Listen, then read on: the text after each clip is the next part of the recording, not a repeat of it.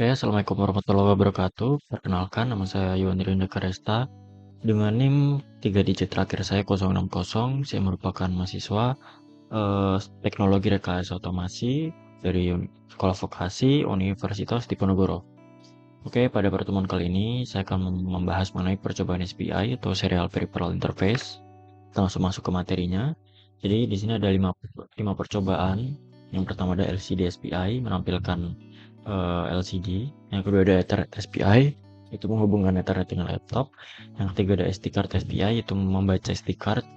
Kemudian 4 SPI antar mikro, itu komunikasi antar microcontroller yang habisnya itu STM32 dengan SPI32 yang saya lakukan.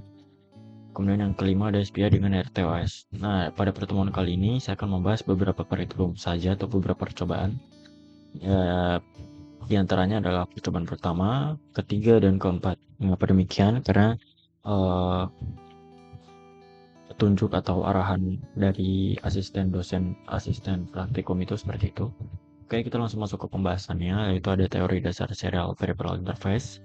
Nah, SPI itu sendiri adalah protokol komunikasi serial sinkron full duplex yang sangat efisien untuk pertukaran data jarak pendek antara microcontroller dan perangkat periferal lainnya. Protokol ini menggunakan arsitektur master-slave, di mana satu perangkat jadi master, yaitu mengontrol komunikasi, dan satu atau lebih perangkat lainnya itu sebagai slave, yaitu merespon. Nah, untuk konsep utamanya, sifat komunikasi ada sinkron, full duplex, master-slave. Kemudian untuk pin esensial, fungsi pin ada MOSI master out slave in, MISO master in slave out, SCK serial clock, CS itu chip select atau SS slave select. Kemudian ada performa dan mode, kecepatan dan fleksibilitas. Untuk kecepatan tinggi, itu salah satu protokol tercepat di antara antarmuka serial lainnya. Untuk mode operasi, 4 mode berbeda, mode 0, 1, 2, 3, ditentukan oleh polaritas clock dan fase clock untuk kompatibilitas periferal. Jadi bisa dipahami untuk beberapa konsep utamanya, yaitu dengan pin, performa, dan sifat komunikasinya ya. Nah, percobaan pertama, LCD SPI itu menampilkan ke layar atau ke LCD. Nah, dalam percobaan pertama ini kita akan mempelajari implementasi komunikasi SPI untuk mengendalikan tampilan LCD. Protokol SPI memungkinkan microcontroller mengirim data dan perintah secara efisien ke controller LCD untuk menampilkan teks, grafis, atau bahkan gambar. Di sini ada 3 keuntungannya: transfer data cepat, sinkronisasi tepat, kontrol pixel akurat. Nah, jadi terdapat beberapa keuntungan ya. Untuk mekanisme komunikasinya, yaitu komunikasi SPI antara microcontroller dan LCD itu berjalan dalam mode master dan slave. Microcontroller itu sebagai master bertanggung jawab untuk menghasilkan sinyal clock dan memilih LCD sebagai slave menggunakan pin chip select. Nah, data yang ingin ditampilkan dikirim melalui jalur MOSI atau master out slave in dari microcontroller ke LCD. Nah, sebenarnya agak terpotong, jadi mungkin kita begini aja ya. Nah, untuk pengaturan timing dan sinkronisasi sangat krusial. Setiap transfer data 8 bit atau lebih itu disinkronkan oleh pulsa clock dari master. Polaritas clock dan fase clock harus disesuaikan dengan spesifikasi controller LCD untuk memastikan pengambilan data yang benar. Nah, untuk implementasinya nanti saya akan contohkan di akhir aja, sekalian saya tampilkan demonstrasi videonya. Untuk percobaan yang kedua ini, Ethernet SPI itu menjelajahi konektivitas jaringan. Nah, dalam percobaan ini kita akan membawa konektivitas microcontroller ke tingkat berikutnya dengan mengintegrasikannya ke dalam jaringan Ethernet menggunakan modul SPI. Hal ini membuka pintu bagi aplikasi IoT yang kaya, memungkinkan microcontroller untuk berkomunikasi dengan perangkat lain di jaringan lokal atau bahkan internet. Di sini ada microcontroller sebagai master, modul Ethernet sebagai slave, antarmuka SPI itu menyediakan jalur komunikasi, dan duplex penuh antara microcontroller dan modul Ethernet. Jaringan Ethernet itu sebagai penghubung perangkat ke jaringan lokal atau global Ethernet melalui kabel RJ45.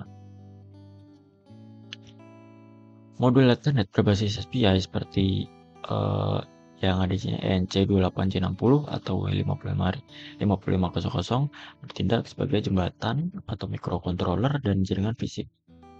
Nah, microcontroller tidak perlu menangani kompleksitas protokol Ethernet TCP/IP atau UDP secara langsung. Tugas ini ditangani oleh modul. Oke, mungkin penjelasannya singkatnya seperti itu. Karena ini nanti juga saya tidak melaksanakan praktikum ini ya. Mungkin langsung kita ke percobaan ketiga, yaitu SD card. Di mana dalam percobaan ini kita akan menjelajahi bagaimana microcontroller dapat menyimpan dan membaca data secara persisten menggunakan kartu SD melalui antarmuka SPI. Nah, kemampuan ini sangat penting untuk aplikasi membutuhkan penyimpanan data dalam jumlah besar atau konfigurasi yang tidak volatil, seperti data logging sensor, penyimpanan aset, atau pengaturan sistem. Untuk flow-nya mungkin seperti ini, yaitu inisialisasi kartu SD, mengirim perintah, transfer data, kemudian proses penyelesaian. Oke, di sini ada cara kerjanya ya. Untuk struktur file system, kartu SD umumnya menggunakan sistem file seperti FAT32 atau FAT untuk mengatur data. Sistem file ini menyediakan struktur hierarkis folder file yang familiar, menyederhanakan proses penyimpanan dan pengambilan data bagi microcontroller.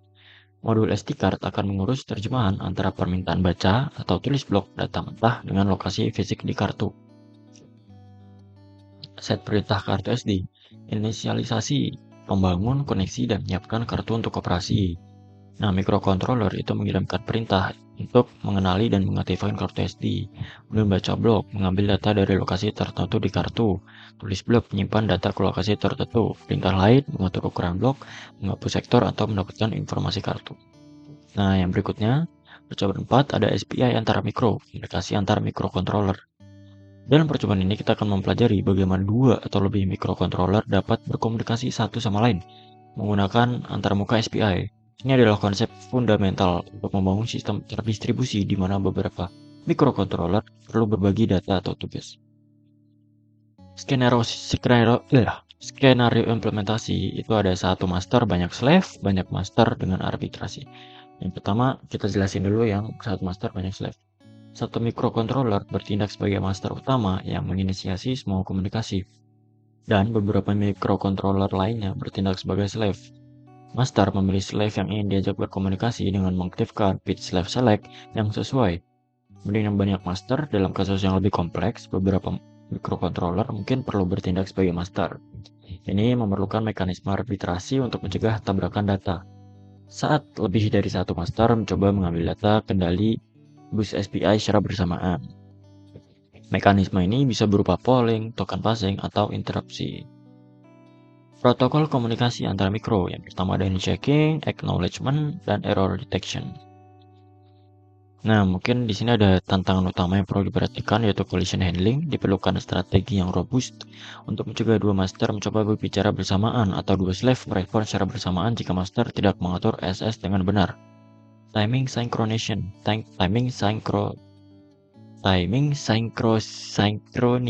ya, oke. Memastikan master dan slave berjalan pada clock yang sinkron, terutama pada kecepatan tinggi.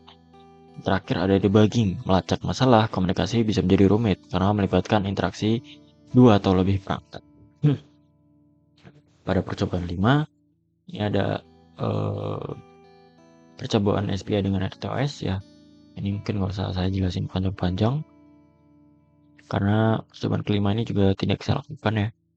Nah, jadi ada mungkin beberapa konsep dasar, yaitu RTOS itu memungkinkan eksekusi beberapa tugas secara bersamaan, itu memberikan kesan paralelisme pada microcontroller. Nah, setiap tugas memiliki konteks sendiri dan dapat dijadwalkan berdasarkan prioritasnya. Manajemen SPI konkuren. Dengan RTOS, kita dapat memiliki tugas terpisah yang menangani pembacaan sensor SPI, penulisan ke perangkat tampilan SPI, atau mengelola antar chip ya. Scheduling dan prioritas. Scheduler RTOS bertanggung jawab untuk memilih tugas mana yang akan dijalankan. Tugas dengan prioritas lebih tinggi akan dieksekusi terlebih dahulu atau dapat menginterupsi tugas berprioritas lebih rendah. Sinkronisasi dan berbagi sumber daya, yaitu ada mutex, melindungi akses eksklusif ke sumber daya agar hanya satu tugas yang dapat menggunakannya pada satu waktu. Semapur mengatur akses ke sejumlah sumber daya terbatas atau memberi sinyal kejadian antara tugas. QA menyediakan cara aman untuk bertukar pesan atau data antara tugas secara sinkron. Oke, nah ini ada ringkasan dan perbandingan konsep SPI. Ada SPI dasar single slave, SPI multi slave dan lanjutan, SPI dengan RTOS. Nah, untuk di sini ada kesimpulannya, ringkasan dan jalan ke depan dalam SPI. Ya, jadi fondasi sistem embedded itu SPI adalah tulang punggung komunikasi internal, menghubungkan microcontroller dengan berbagai peripheral. Teori yang terintegrasi dari dasar single slave hingga multi slave hingga manajemen RTOS yang kompleks, semua konsep yang melengkapi. Aplikasi dunia nyata diterapkan secara luas di industri, perangkat IoT, dan sistem otomotif yang membutuhkan respons cepat. Langkah selanjutnya, ya ini udah. Mungkin penjelasannya cukup sekian, kita langsung ke video demonstrasinya ya. Oke teman-teman, di sini kita akan membahas mengenai program yang percobaan pertama, yaitu menampilkan LCD. Jadi di sini terdapat include, define ya, sudah pasti karena sebuah program pasti itu terdapat library, dan sebenarnya kalau define ini tidak wajib. Define ini hanya sebagai apa ya, istilahnya kita memberikan sebuah penamaan pada sebuah fungsi. Jadi ketika kita ingin membuat sebuah fungsi, kita hanya perlu memanggil ini ya. Jadi kita hanya perlu memanggil yang ada di sini yang kita define. Define itu seperti pemberian fungsi gitu. Nah, buat ini di sini ada fruit itu dari yang kita gunakan karena kita menggunakan LCD, jadi kita perlu menggunakan ada fruit. Kemudian di sini ada static cons. Di sini kita bisa memberikan nama. Ya, di sini menggunakan nama Revano, Ucup, dan Hanif hanya sebagai contoh. Lalu di sini ada size. Di sini size-nya kita definisikan 0 aja. Kemudian di sini ada berikutnya unsigned long 3000 itu sebagai intervalnya, update interval millisecond. Oke, untuk ini juga sebagai apa namanya, X dan Y-nya, jadi tinggi dan lebarnya. Karena di sini size-nya 0, jadi di sini kita menggunakan tinggi dan lebarnya. Kemudian di sini ada static void, draw static screen. Di sini program untuk menampilkan di LCD-nya. Kemudian di sini juga ada void draw name, dan juga untuk sebagai menampilkan namanya. Kemudian di sini ada void setup, di sini program utamanya, dan void loop untuk meloop program, dan delaynya tuh 10 detik setiap loopingnya. Mungkin kurang lebih untuk penjelasan program untuk yang percobaan pertama seperti itu. Kita langsung ke video percobaannya. Di sini kita masuk ke percobaan yang pertama, yaitu di sini LCD SPI menampilkan ke layar ya. Nah, jadi kita langsung lihat aja untuk percobaannya. Jadi di sini terlihat bahwa terdapat rangkaian ESP32 terhubung dengan LCD yang tampilannya itu nanti bisa menampilkan nama-nama. Di sini ada nama. Jadi program ini dibuat untuk menampilkan nama. Sebenarnya nggak cuma nama, kita bisa tampilkan apapun ya, seperti pada teori tadi kita bisa menampilkan teks seperti hello world, kemudian menggambar bentuk-bentuk geometris, belum menampilkan icon atau gambar. Tapi karena di sini kita mengambil percobaan yang menampilkan teks ya, jadi kita tampilannya teks seperti ini. Oke, kita lanjut ke percobaan berikutnya. Nah, oke, sekarang kita masuk ke percobaan yang percobaan berikutnya, yaitu program untuk membaca SD card ya. Jadi di sini balik lagi, di sini di sini mungkin ada hardware connection-nya. Untuk ESP32 MOSI itu ke SD card modul MOSI. Ini sebenarnya pin konfigurasi pin. Nah, di sini juga ada pin mapping lebih jelas, MOSI ke pin 23, MISO pin 19, SCLK pin 18, CS itu ke pin 5.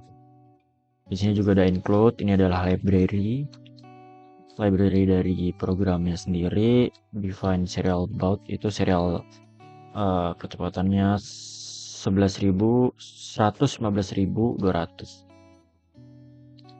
Kemudian di sini ada static constant char, didefinisikan sebagai SD card. Nah, kemudian di sini kita masuk ke static void wait for serial monitor. Jadi ini tujuannya itu memberikan jeda sebelum program utama mengeksekusi log critical. Oke. Dan di sini ada static SD card mount house. Kemudian program tersebut itu untuk mengkonfigurasi jalur hardware SPI dan memasang sistem berkas FAT pada SD card ya. Bisa dilihat program ini. Oke, programnya ini memang cukup panjang. Oke, seperti ini kurang lebihnya. Oke, di sini ada void appman-nya juga. Kita ke atas dulu sebentar. Nah, di sini ada yang namanya kan static SD list directory. Ini tujuannya adalah untuk membaca dan menampilkan seluruh isi folder dan subfolder di dalam SD card ke serial monitor ya ini. Jadi program ini sebenarnya program yang menampilkan nanti ada pada video. Jadi mungkin kurang lebih untuk penjelasan programnya seperti itu karena ini penjelasannya sangat panjang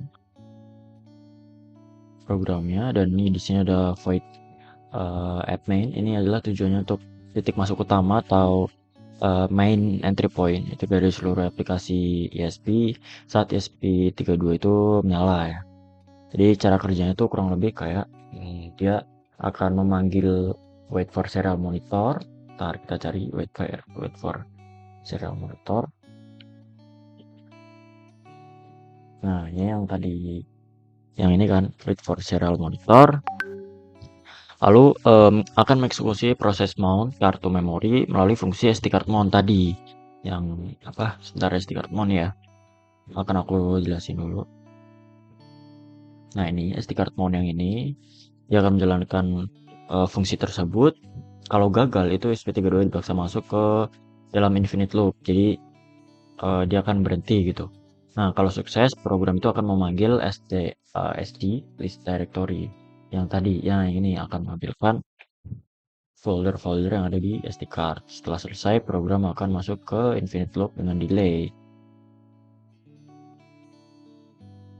Oke, mungkin kurang lebih kayak gitu ya untuk penjelasan programnya.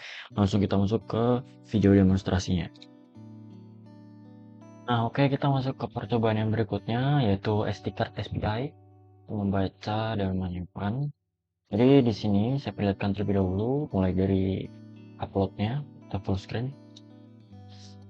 Di sini terdapat SD card reader ya. Di sini menggunakan SD card.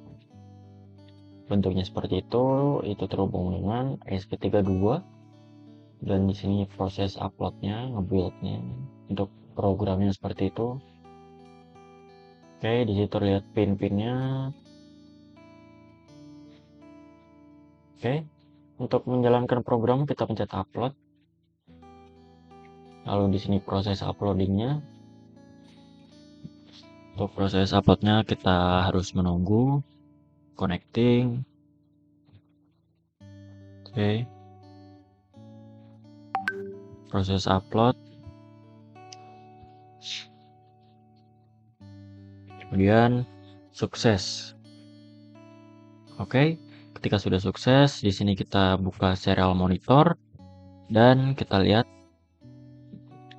Nah, di sini bisa terlihat pembacaan untuk SD card-nya. Di sini ada SD card folder content. Jadi di sini ada directory-nya juga yaitu SD card. Ini ada Android. Ini berupa berupa folder Android, video segala macam terbaca juga. Di sini proses pembacaan sangat panjang karena kebetulan SD card yang saya pakai ini banyak ya file-filenya. Jadi pembacanya akan seperti ini. Ini sangat banyak filenya, jadi pembacanya panjang dan lama. Oke, ini ada file berupa gambar, berupa PDF. Oke, kita coba cek video yang setelah selesai pembacaannya. Nah, untuk pembacaannya ketika sudah selesai ini akan terlihat seperti ini, finished listing SD card ya. Di sini file-filenya banyak sekali terbaca sesuai dengan teori yang di sini ya. Itu inisialisasi kartu SD, pengiriman perintah, transfer data dan proses penyelesaian ya. Oke. Jadi kurang lebih untuk proses percobaan yang nomor 3 seperti itu. Kita lanjut ke percobaan yang berikutnya ya. Nah, sekarang kita lanjut menjelaskan program berikutnya, yaitu percobaan yang serial SPI dari STM32 dengan ESP32. Jadi di sini itu kurang lebih percobaannya tuh kita menghubungkan dua microcontroller yang nantinya akan berkomunikasi menggunakan konsep master slave. Jadi salah satu microcontroller itu berfungsi sebagai slave, satunya lagi sebagai master. Pada percobaan kali ini masternya adalah STM32. Jadi di sini ada wiringnya, PA5 ke SCK, PA7 ke MOSI, PA6 ISO, PA4 slave 1, PB0 slave 2, P9 PA P9 itu RX, P10 TX. Jadi untuk yang RX TX ini perhatikan juga bahwa untuk wiringnya tuh selalu terbalik. Jadi misalkan pada ESP32 kita RX, pada STM itu pasti harusnya TX. Jadi selang-seling RX TX. Nggak boleh kita sambungkan RX pada RX, TX dengan TX, nggak seperti itu ya. P90 P10 itu ke TX, kemudian P13 itu ke LED. Di sini ada library-nya STM32 bla bla bla dan config H untuk studionya juga ada. Nah, langsung kita masuk ke program utamanya. Jadi pada program ini tuh terdapat fungsi-fungsi ya, bisa dibilang fungsi-fungsi yang ada isinya tuh untuk manajemen log dan sistem utamanya, terus ada inisialisasi inisialisasi hardware,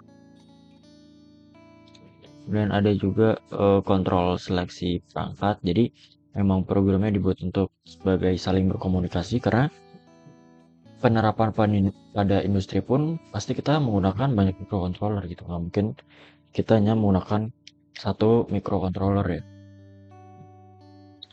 Oke, untuk penjelasan singkatnya mungkin kita masuk ke yang balik atas lagi. Jadi ada yang namanya itu void system. Nah, ini ada void system block underscore config. Itu tujuannya tuh untuk mengonfigurasi block dari internal chip STM32 itu menggunakan kristal eksternal atau HSE. Itu sebesar, kalau di sini di program tidak ada, cuman untuk settingan defaultnya itu harusnya 8 MHz. Terus dilipat gandakan oleh PLL hingga mencapai kecepatan maksimal yaitu 72 MHz. Mungkin pada program gak ada, cuman memang pada settingan defaultnya harus seperti itu. Kemudian di sini kita masuk ke static void ya. Kita cari static void CPIO 0. Nah ini program utamanya juga itu mengkonfigurasi peripheral SP1 di STM32 itu sebagai master. Ya. Jadi kurang lebih memang program yang STM32 ini dijelaskan sebagai master dan ESP32 itu sebagai slave-nya. Jadi memang harus ada master dan slave. Nah, karena ini STM32 sebagai master, maka harus ada satunya lagi sebagai slave, yaitu ESP32. Di sini ada include library, beberapa library, dan di sini kita masuk ke programnya, yaitu ada void print buffer paling atas. Itu sebagai membantu proses debugging dengan mencetak isi data teks atau byte ke serial monitor. Jadi yang mencetak itu nanti ini. Kemudian ada baris kedua, ini cukup panjang, static. Nah itu tujuannya untuk wrap atau membungkus, menangani transaksi pengiriman dan penerimaan data SPI secara simultan atau full duplex bisa dibilang ya. Nah cara kerjanya itu kurang lebih fungsi ini menyiapkan struktur data, kemudian lapisan ini mengatur panjang data dalam satuan bit, serta juga menunjukkan alamat memori yang akan diberikan ke STM32. Kemudian sebagai wadah untuk menampung data yang masuk. Nah untuk fungsi utamanya itu ada di SPI device. Sebentar, SPI device kita cari dulu. Kita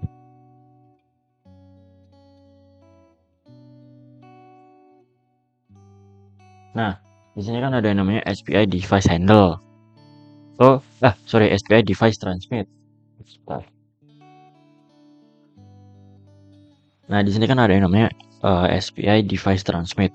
Fungsinya apa? Itu dipanggil untuk mengeksekusi transfer. Nah, fungsi ini bersifat tuh memblok. Jadi, ketika program itu akan menunggu sampai data selesai ditransfer secara hardware sebelum melanjutkan baris kode berikutnya. Oke. Kemudian untuk program berikutnya ini ada init SPI master. Sini menginisialisasi jalur bus hardware SPI pada ESP32 dan juga itu mendaftarkan perangkat-perangkat slave yang terhubung. Di sini programnya memang sangat panjang, tapi kurang lebih program intinya seperti itu. Dan kita akan langsung ke video demonstrasinya.